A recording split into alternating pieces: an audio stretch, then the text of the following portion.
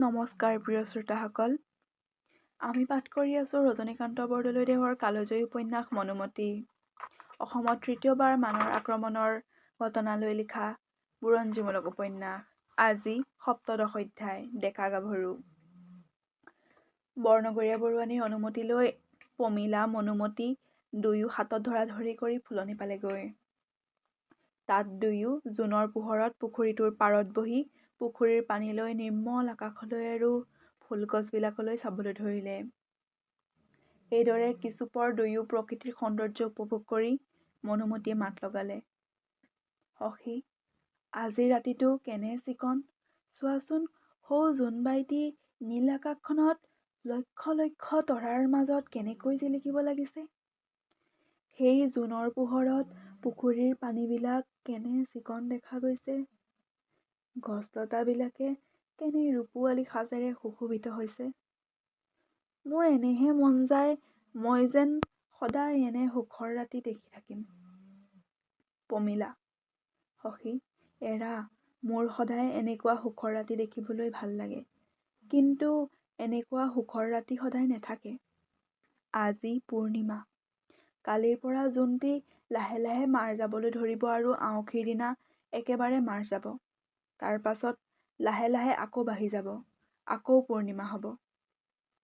মনোমতী: বাৰু এইটোনো কিয় হয় ক'ব পাৰা? পমিলা: এইটোৱেই নিয়ম। জোনবাইটিয়ে হেনো এইদৰে বাঢ়ি টুটিয়েই সুখ পায়।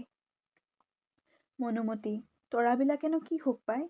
পমিলা: তৰাবিলাকে হেনো নীল আকাশত, বিশেষকৈ জোনৰ পোহৰত জিলিকিবলৈ সুখ পায়। মনোমতী: ফুলবিলাকেনো কি সুখ পায় যে এনেকৈ ফুলে?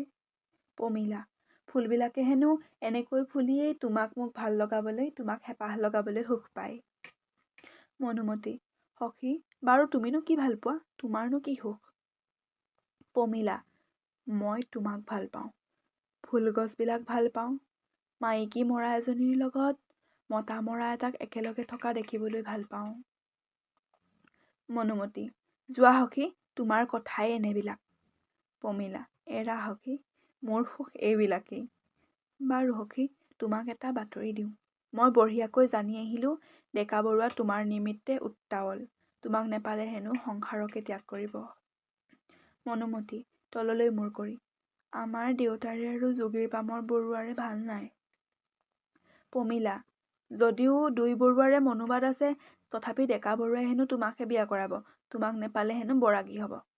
পমিলাৰ এই কথাত মনোমতীয়ে তললৈ মূৰ কৰিলে, একো উত্তৰ নিদিলে। পমিলাই তেতিয়া মনোমতীৰ সৈতে আন নানা তৰহৰ কথা বতৰা উলিয়াই বঢ়াই বুজাই লাহে লাহে কৰি তেওঁক নি সেই জোৰ লোৱা ঘৰটোৰ পূবৰ খোটালিত বহুৱালে আৰু বহুৱাই থৈ কাণৰ কাষত কেতখিনি কথা ফুচ ফুচ কৰি ক'বলৈ ধৰিলে। তেওঁৰ সেই কথা শুনি মনোমতী উচপ খাই উঠি ক'লে, সখী, ব'লা ঘৰলৈ যাওঁ। পমিলাই ক'লে, বাৰু যাম, অলপ বহা।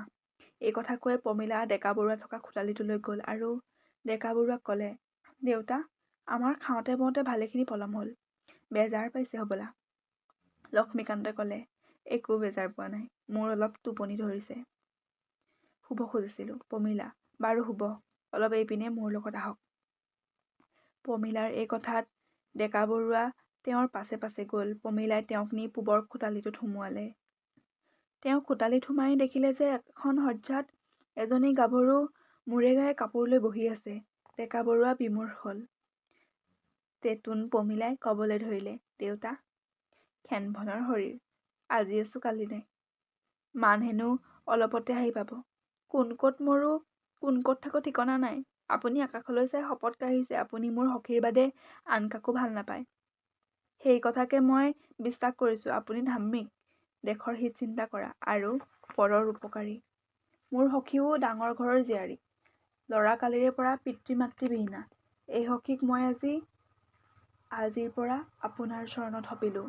ভৱিষ্যতে যদি সকলো জীয়াই থাকোঁ, আপুনি যেন এই মোৰ সখীক শাস্ত্ৰসন্মত মতে আমাৰ দেশৰ নিয়ম মতে বিয়া কৰায়। কিন্তু মই আজি আপোনাক গন্ধৰ্ব বিধি মতে সঁপি দিলোঁ। এই কেইষাৰ কথা কৈ পমিলাই মনোমতীৰ মূৰৰ উৰণিখন গুচাই দিলে। উৰণি গুচোৱা মাত্ৰকে ডেকা বৰুৱাই এখনি অপৰূপীয়া মুখ দেখিলে। মনোমতীৰ সৌন্দৰ্যত তেওঁ বিভোৰ হ'ল। পমিলাই মনোমতীক ক'লে, সখী, আজিৰ পৰা তুমি এওঁৰ হলা, এওঁৱেই তোমাৰ স্বামী হ'ল। তিৰোতাৰ হেনো স্বামী জপ, স্বামী সেৱাই তপ, যজ্ঞ সকলো। আজিৰ পৰা তোমাৰ স্বামী সেৱাই ব্ৰত হ'ল। এইকেইষাৰ কথা কৈ পমিলাই মনোমতী আৰু ডেকাবোৰক একেলগে থৈ ঘৰৰ দুৱাৰখন মাৰি ওলাই আহি পুখুৰীৰ পাৰত খন্তেক পৰ বহিল আৰু অৱশেষত ৰিহাৰ আঁচলেৰে চকু মচি আৰু দীঘলকৈ হুমুনিয়াহ এটা কাঢ়ি লাহে লাহে বৰুৱাৰ ঘৰৰ ফালে খোজ ল'লে। প্ৰিয় শ্ৰোতাসকল, আকৌ নতুন অধ্যায়ত লগ পাম। তেতিয়ালৈ ধন্যবাদ। কাহিনীটো শুনি থাকিবলৈ আমাৰ সৈতে লগ হৈ থাকিব।